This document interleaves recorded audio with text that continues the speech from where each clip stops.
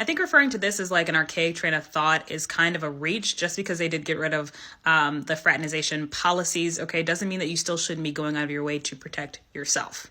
Sure, you spend the majority of your time, 8 hours a day, 5 days a week at work. So it would make sense to find love in the office, for sure. Because again, where else are you going to be able to find people who you know have stable jobs, who have people who have great things to say about them? You've already vetted them out without actually intending to vet them out because you spent a lot of time with them.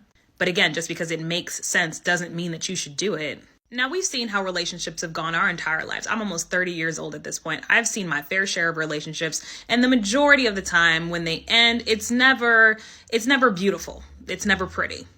Even in the most mature situations, so myself personally right now, right? I left my ex, things just didn't work out. It was not ugly. We left amicably. But the idea of having to spend all day, every day, if we had to actually work together, it would still be fairly uncomfortable.